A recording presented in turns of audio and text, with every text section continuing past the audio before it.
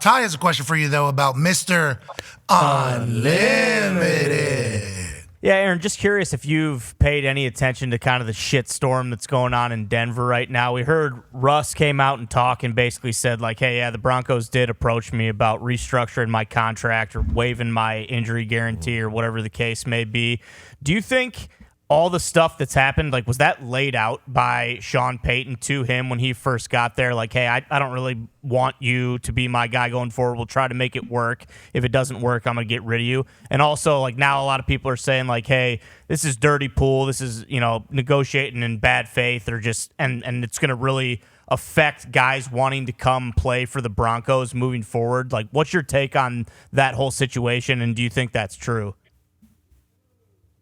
Do I think what part is true? Like, does that how much does that affect guys wanting to go play for Denver moving forward?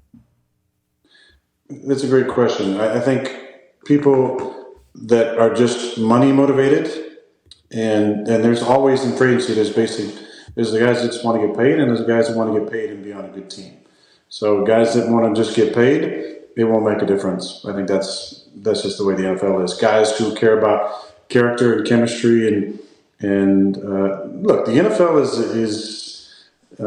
it's a great profession. It's a tough business, and this type of stuff is probably more commonplace than you would think. Obviously, we're talking about a premier player here in some bizarre circumstances.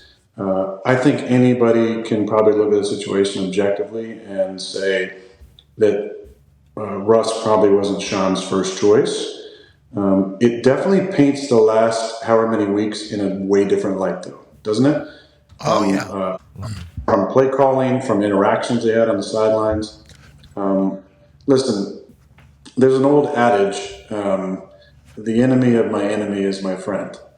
And Russ and I have had some battles over the years. And Seattle and Green Bay, were two of the premier teams in the 2010s, especially.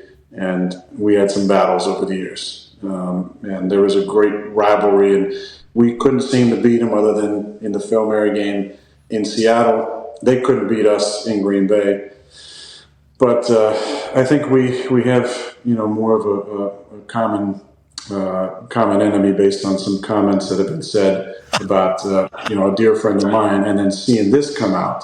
So my heart actually goes out to Russ for dealing with this. I think, say whatever you want about him. Like, I think he's handled this pretty well. I definitely applaud him for speaking on it, because it's a tough situation, and he basically said what he said what went down, which is pretty scandalous that they would do that. Sketch. Now, obviously, there's the team would probably say, oh, we're just trying to get him to move the date on the injury clause or whatever. It's still crazy to threaten we're going to sit you if you don't do this. Franchise quarterback. Franchise quarterback. If that actually happened. And it's not like he's having a shit year. He definitely is playing better than he did last year and taking care of the football. And then they went on a run, too. I mean, they lost 3 or 4, but they won, 5 or 6 in a row, I think? Yeah, 5. And in the midst of this, him knowing that they just wanted to bench him and get rid of him. So kudos to Russ for dealing with this shit situation. And,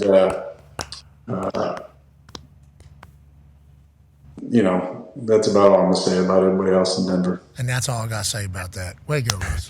Hell yeah. I do like that the common hatred of a man can potentially bring you two together even more. It's glorious. You know what I mean? That is a glorious thing. It's been happening since the beginning of time. Yeah. A lot of wars actually have had alignment because of said thing. Absolutely. Well, we hate each other originally, but we don't hate each other as much as we hate that person. So we are going to now. We thought. Hate can really bring a lot of love, can it? And maybe you and Russ will be able to share a little moment or two here because the situation's brewing with Sean Payton. At his age, everything he's accomplished, and he's handling it right. You said whenever he addressed it, he had a Broncos hat on, was standing in front of his Broncos locker. Yeah, so they just basically told me they wanted to steal $37 million from me. That's all. That's pretty much why. That was a surreal scene there almost, You could tell he was emotional about it. It affected him. Which of course it would. They Hey, great win against Kansas City, but we're gonna bench your ass unless you move the shit around. Because your knee, we don't need it. Can't have it. We need everything to stay. And we want you to play, Bad. but we don't want you to get hurt right For now. free, though. Yeah, no. It was just the front office, though, right? It wasn't. Sean Payton wasn't Sean Payton. Yeah. So maybe there isn't an enemy that you guys share. No, we know Sean Payton's got control. He's calling the shot. Oh yeah, that's why he signed there. Yep. The alignment. And if Sean Payton wins next year or the year after, now they're going to have to eat a massive dead cap next year. So if they're able to win, there will be some real salary cap gymnastics that they'll have to do. But if they win 2-3 years down the road, nobody will remember. No. Nobody will remember. Good. But the man who founded the Danger Witch is going to remember this. Yeah, he is. Forever. And I can't wait to see his comeback trail, his revenge tour next year. As we end here on ESPN in our first show of the year of 2024, we can't thank you all enough for allowing us to do this for a living. Who knows if 1 year from now we're still able to do this? Sure. I hope.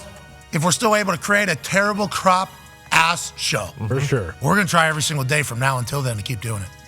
Have a great one. Be a friend, tell a friend something nice. It might change their life. Goodbye. Nailed it. Aaron, professional send-off. 1 for 1 on the year. That's right. Yeah. That's all you can ask for. 2 for 2, actually, first hour. True. Yeah. Go. Back go. Good start. Pretty exhausted, too. Pretty exhausted. Yesterday was a long one, Aaron. Yesterday was a long day.